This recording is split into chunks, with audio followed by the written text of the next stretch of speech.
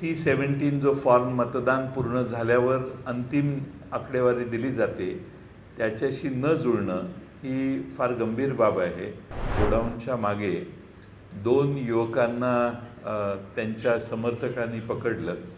त्यामध्ये त्यांच्याकडे 14 laptop 14 mobile phones होते आणि ते बिहार आणि उत्तर प्रदेशची मुलं होती। महाराष्ट्रात निवडणुका या कागदावर व्हाव्यात, बॅलेट पेपरवर व्हाव्यात, हा जो आग्रह आहे त्या आग्रहाला राष्ट्रवादी काँग्रेस पक्ष देखील पुष्टी देतो।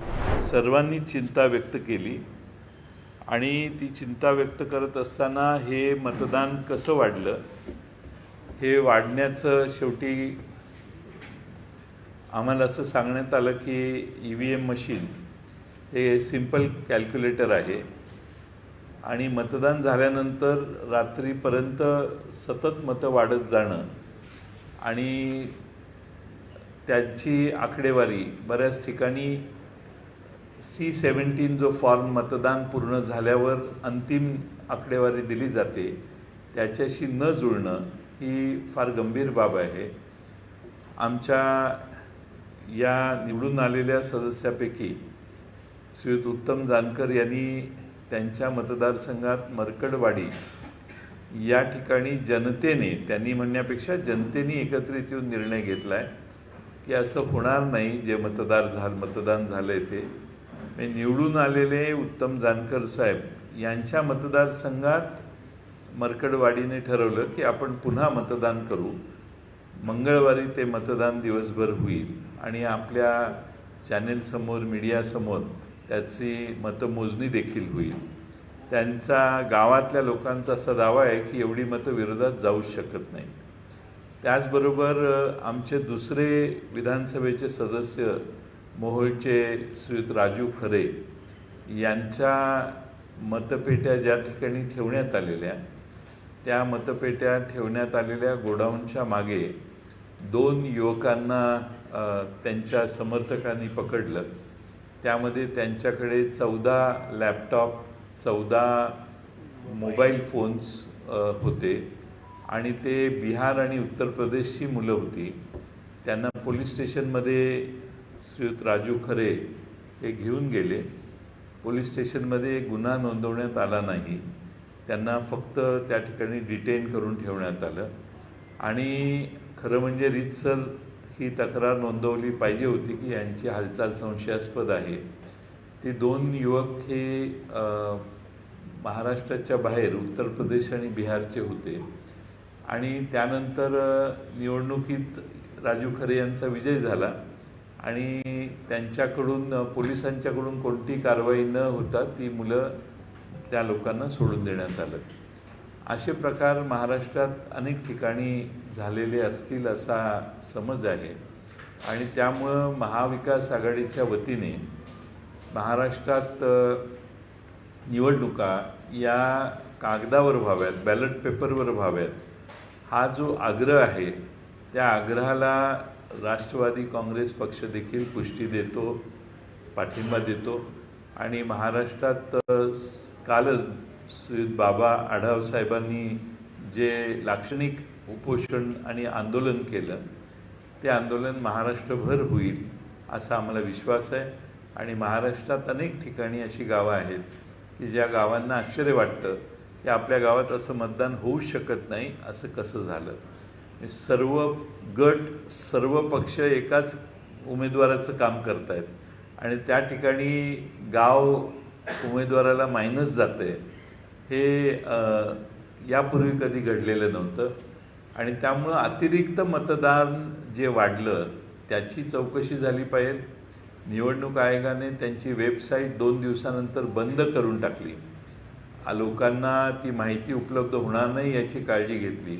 हाही गंभीर गुन्हा निवडणूक आयोगाने केलेला आहे असं मला वाटतं, कारण माहिती दडवणे, माहिती दाखवण्यापासून बंदी आणणे, माहिती गडप करणे हा गुन्हा आहे आजच्या नव्या जगात। गुन्हा म्हणण्यापेक्षा हा चूक आहे ही आणि हे जाणीवपूर्वक निवडणूक आयोग का करतं हा प्रश्न महाराष्ट्रातल्या जनतेला पडलेला आहे।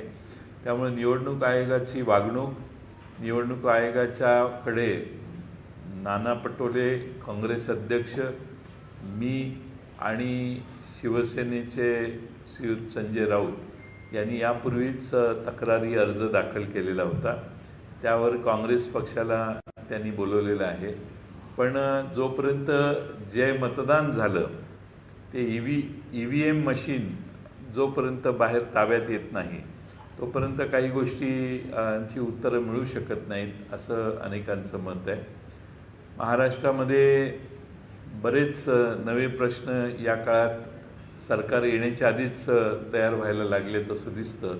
आणि त्यातला एक प्रश्न म्हणजे महाराष्ट्रातल्या आमच्या ज्या लाडक्या भगिनी आहेत त्या भगिनींची 65पेक्षा जास्त वय ज्यांचं आहे त्या भगिनींचा अंतर्भाव महाराष्ट्रातल्या लाडक्या बहिणींच्या यादीत होणं अत्यंत आवश्यक होतं. पण आम्हाला गेल्या 2-3 दिवसातल्या बातम्यावरून असं दिसतंय की सध्या आहेत त्या लाडक्या बहिणींची संख्या कमी करण्याचा प्रयत्न अप्रत्यक्षरित्या सरकार करतंय असा साधारण वर्तमानपत्रातल्या बातम्यावरून आम्ही पाहिलेलं आहे. त्याचबरोबर महाराष्ट्रातल्या लाडक्या बहिणीची योजना अधिक लोकप्रिय आहे आणि त्यामुळंच सरकार निवडून आले असा सरकारी पक्षाचा दावा आहे. त्यामुळं लाडक्या बहिणींची संख्या आता वाढवायला काहीच हरकत नाही. त्यामुळं 65 वर्षापेक्षा जास्त महिला ज्या महाराष्ट्रात आहेत त्यांना जास्त प्रोत्साहन देण्याची आवश्यकता आहे. 1500च्या ऐवजी 2100 रुपये करण्याचा निर्णय माननीय मुख्यमंत्री महोदय तत्कालीन यांनी जाहीर केलेला आहे. म्हणजेच महाविकास आघाडीचं धोरण आहे. तेही 2100 रुपये आता नव्या वर्षात 1 जानेवारीपासून सरकार चालू करेल अशी महाराष्ट्रातल्या तमाम आमच्या लाडक्या बहिणींना अपेक्षा आहे. त्याचबरोबर महाराष्ट्रातले जे सोयाबीनचे दर आहेत त्याला आधारभूत किंमत मिळालेली नाही, त्यांना 6000 रुपये देतो हा वादा जो आहे त्याप्रमाणे या सीझनला ज्यांनी सोयाबीन 3200-3400 रुपयांनी विकलं त्यांना उरलेली रक्कम ताबडतोब मोदी साहेबांनी आश्वासन दिल्याप्रमाणे ताबडतोब त्यांना मिळावी अशी देखील आमची विनंती आहे. कापसाचे दर कमी होत आहेत त्याकडेही तात्काळ सरकारने लक्ष द्यावं. सरकारपुढे बरीच कामं आहेत आणि म्हणून आमची सरकारला विनंती आहे सोपस्कार सोडून लवकरात लवकर त्यांनी शपथ घ्यावी आणि आपला कारभार चालू करावा. महाराष्ट्रात ज्या चांगल्या गोष्टी ते करतील त्यांना सकारात्मक आम्ही राहू. विरोधासाठी विरोध करण्याची भूमिका आमच्या पक्षाची राहणार नाही.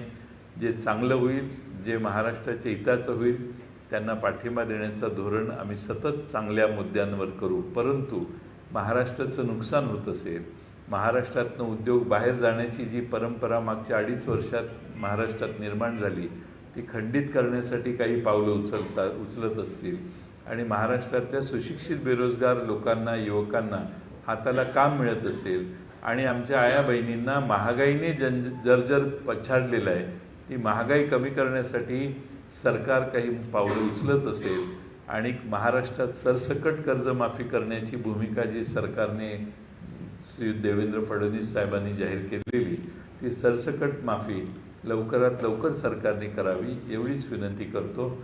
आणि या ठिकाणी आमचे आमदार उत्तमराव जानकर साहेब आहेत आणि राजू खरे साहेब आहेत.